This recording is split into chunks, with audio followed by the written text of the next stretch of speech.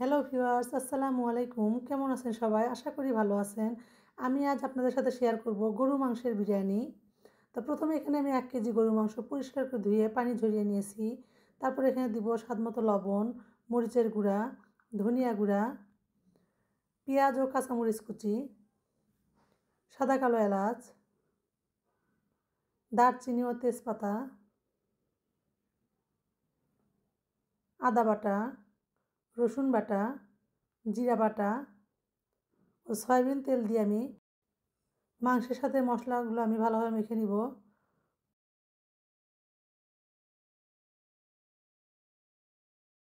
তারপর এখানে আমি অল্প করে পানি দিয়ে মাংসটা আমি ঢেকে কষিয়ে নিব। তো মাংসটা যখন এভাবে বলক উঠে আসবে তখন আমি এখানে দিয়ে দিব রাঁধুনি বিরিয়ানি মশলা।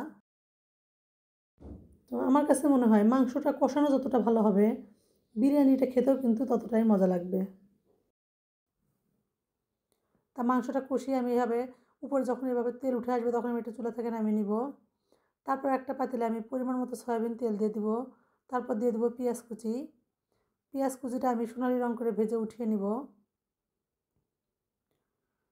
তো পেঁয়াজটা আমার ভাজা হয়ে গেছে, এবার আমি পেঁয়াজ কুচিটা উঠিয়ে নিব। তারপর এখানে দিয়ে দেবো আমি বাদাম ও কিশমিশ। এই বাদামটা আমি আগে থেকে ভিজিয়ে রেখেছিলাম, তারপর এটা আমি খোসা ছাড়িয়ে নিয়েছি। বাদামটা একটু ফুটে আসলে আমি এখানে দিয়ে দেবো আতপ চাল। এখানে হাফ কেজি আতপ চাল আমি পরিষ্কার করে ধুয়ে পানি ঝরিয়ে নিয়েছি। এবার আতপ চালটা আমি কয়েক মিনিট একটু ভেজে নিব। তো চালটা ভাজা হয়ে গেছে, এখানে আমি এবার দিয়ে দিব গরম পানি। এখানে আমি 2 পট চালের জন্য 4 পট পানি দিয়ে দিব।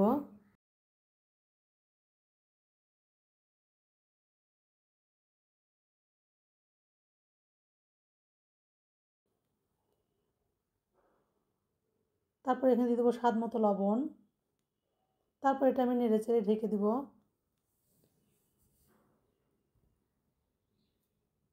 পানিটা যখন এভাবে অনেকটা কমে আসবে তখন আমি এখানে দিয়ে দিব রান্না করে রাখা গরুর মাংস।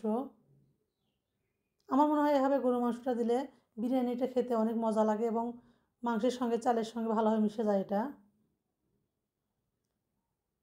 তো আমার বিরিয়ানিটা প্রায় হয়ে এসেছে, এবার এটা আমি নেড়ে চেড়ে এর উপর থেকে আমি দিয়ে দিব ভাজা পেঁয়াজ। ভাজা পেঁয়াজ দিয়ে এটা আমি আবারও ঢেকে একদম দমে রেখে দেবো 2-3 মিনিট।